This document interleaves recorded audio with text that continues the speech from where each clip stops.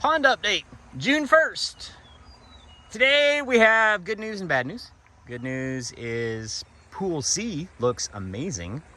We've got the ryegrass is coming up in the dam. This thing I would say is 100% full.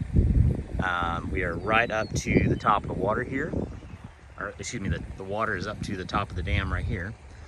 And we've got water, I would say, basically as far out there as I would hope that it could go. Got some ideas on how I'm gonna tweak what I'm gonna do with that clay that's way out there. We'll get to that in a minute. But this looks perfect. I'm ecstatic with Pool C. We've got water all the way to the east side and most of the way to the northeast corner after that 3-inch flash flood last night. So the bad news is Pool B. Pool B broke a little bit, but only a tiny bit, and I was able to save it. So Pool B, the top pipe eroded.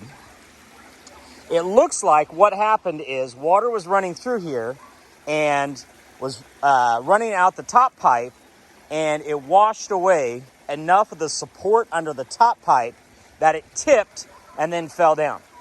So water is now running through the dam right here, which obviously we don't want that to happen. So the fix for this, well, clearly we'll put the pipe back later. I've got to get that concrete in here to make sure that when water runs out that top pipe, it's hitting concrete and not the dirt, because it washed away the support for that top pipe. Now, the good news is, what's going to save this is the fact that I had a way to fix this so that it doesn't get worse. So when this broke last time, I had no way to stop the overflow, but I do now. So, of course, what I did is I opened up the bottom 8-inch pipe.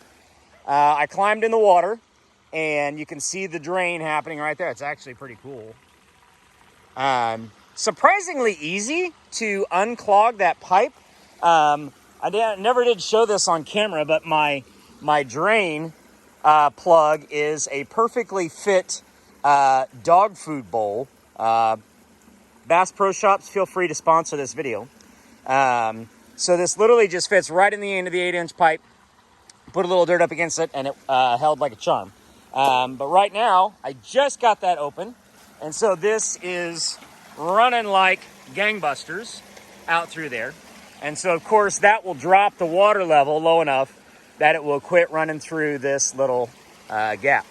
In fact, it's already slowed down quite a bit from what was running just 5 minutes ago when I opened up the 8-inch pipe. That's running pretty good right there. Interesting side note, that's about waist deep, or just under waist deep right there, so it wasn't too bad to get in there. Not bad to do that in June. I don't know that I want to do that in January. But definitely that would be a job for waiters. Now let's go talk about the good things. What did work with this big heavy flood last night.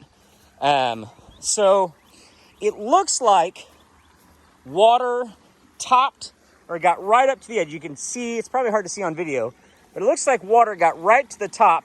And in fact, it maybe even ran right here just a smidge when it must have been really just gushing water in here. But the pipe did the job of saving the main part of the dam.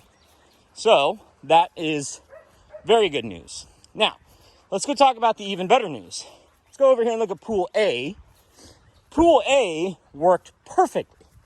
Worked like a champ last night. I'm so happy with this, even though we got a big, hard flood. Let's go up here and take a look at what happened at the transition between A and B.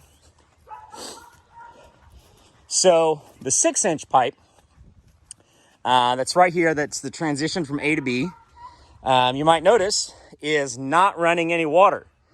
That's actually on purpose. When I came out here and I found that was broken, first thing I did is I came up here to the AB transition and I capped this right here so that no more water is running from A into B. So that will keep that from getting worse in Pool B. It does look like this got full enough last night that a little bit of water might have ran right through here. So I'm probably going to do, when I start doing some of the dirt work in here, I'll probably give this another coating right here, come up a few more inches. But right now you can see that pipe from A to B is completely submerged. It's a couple of inches all the way underwater. So when I got out here earlier, it was running like gangbusters. But the pool, or the dam for Pool A looks great. Looks like you can see a little bit of debris right up to the edge of the top of the dam, but I see no evidence that water actually topped the main dam for Pool A. So that's the first time I've ever gotten this to work, to hold all the water, even in a big flash flood for Pool A. So I'm really excited about that. The reason why it worked is because the emergency spillway over here is finally big enough to handle a big time downpour. And you can actually see this. There you can see some more debris got right up to the edge of the water, right up to the edge of the dam, and did not top it, so I'm quite happy there. But you can actually see right here, all the grass is laid over out here. So water was rushing everywhere out here, doing exactly what it should do out here in the open flat, and not washing away the dam. There's a fair amount of debris that got washed out, looks like. Wonder if there's any fish. I'll look for fish here in a little bit. There probably is. They may have made it all the way down to the creek. Last time this happened, there were fish everywhere. But anyway, this is still actually trickling a little bit, as the water level is just high enough to get up to the emergency spillway and run over. So this shows me that this works, and the A to B transition, those are all in the right place.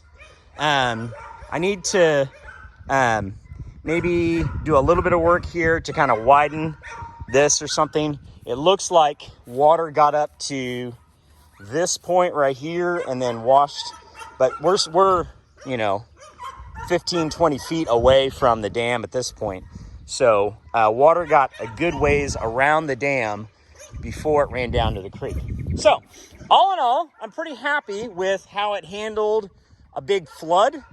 This is definitely like very full water. I assume it's going to be draining pretty heavy for at least the rest of today, knowing how long it takes the water to get out. But anyway, not too shabby.